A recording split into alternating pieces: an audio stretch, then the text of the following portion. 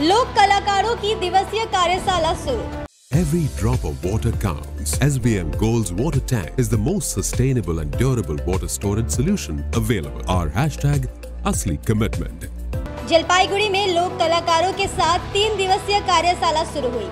जिला सूचना एवं संस्कृति अधिकारी ने बताया कि यह कार्यशाला सरकारी सूचना एवं संस्कृति विभाग की पहल पर जलपाईगुड़ी कला परिसर में बुधवार को शुरू हुई और शुक्रवार तक चलेगी। विभिन्न जिलों से आए प्रशिक्षकों में से एक संघ मित्री सह सरकार ने कहा कि अगर ऐसी कार्यशालाएं आयोजित की जाती है तो लोको कलाकारों की गुणवत्ता में सुधार होगा। বলছি এই যে লোকশিল্পী কর্মশালা কতদিন ধরে চলবে আর কীভাবে চলবে একটু বলি।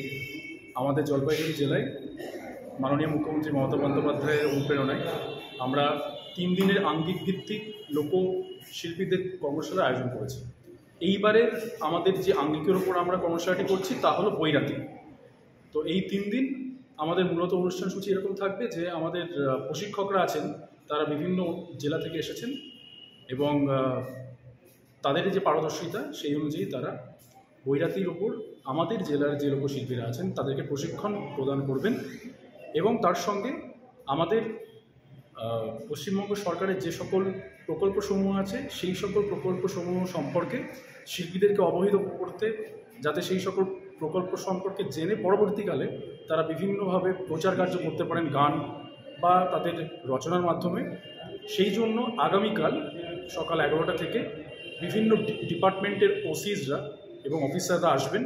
তারা এসে তাদেরকে সেই সকল ডিপার্টমেন্টের যে প্রকল্পগুলি সেই সম্পর্কে অবহিত করবে। মূলত কারা কোন কোন শিল্পীরা এখানে অংশগ্রহণ করছেন? এখানে শুধুমাত্র জলপাইগুড়ি জেলার বৈরাতি আঙ্গিকের শিল্পীরাই অংশগ্রহণ করছেন, তাদেরকেই আমরা ইনভাইট করেছি।